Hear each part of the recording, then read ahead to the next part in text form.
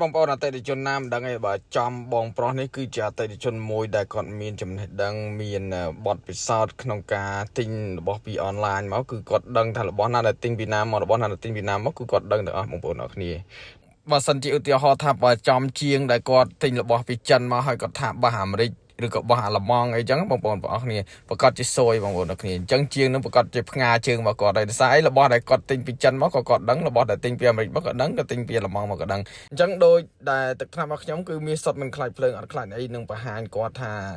ជាប្រភេទទឹកថ្នាំរបៀបមិនទិញមកពីណាបងប្អូនអរគ្នាបាទដល់ពេលដែលគាត់ check ហើយគឺគាត់ជឿជាក់ confident ទៅលើ page តារាជំនាញកញ្ចក់រថយន្ត Bike Press 5ហើយយើងក៏បានផ្ដល់ទំនុកចិត្តជូនគាត់ថារបស់ដែលអត់ហើយគឺមិនងាយនឹងរៀលហើយកាត់ស្នាមមកល្អមែនទែនបងប្អូនអរគ្នាជាមួយនឹងការថតនេះក៏ខ្ញុំបីតែការថតក៏ខ្ញុំថតលំអិតអីគាត់ដែរថត zoom រហូតដល់ឃើញរោមសមោចបងប្អូនកាមេរ៉ារបស់ខ្ញុំគឺអាចថត macro បានបងប្អូនអានេះតន់ zoom មែនតើបានយើងឃើញលក្ខណៈជើងសមោណាបងប្អូនអរគ្នាបាទបញ្ជាក់ជាមួយនឹងការអត់កញ្ចក់រថយន្ត Bike Press 5ពីហាងតារាជំនាញអត់កញ្ចក់រថយន្ត Bike Press 5ទៅគឺផ្ដល់ជូននៅគុណភាពទឹកថ្នាំសុទ្ធ 100% ជាប្រភេទទឹកថ្នាំរបស់អឺរ៉ុបតតែម្ដងមិនមែនជាប្រភេទទឹកថ្នាំរបស់ចិនទេបងប្អូនបញ្ជាក់ទៀតបាទអរគុណច្រើនបងប្រុសសម្រាប់ការគ្រប់គ្រងនៃសេវាកម្មតារាជំនាញអត់កញ្ចក់រថយន្ត Bike Press 5ផងដែរ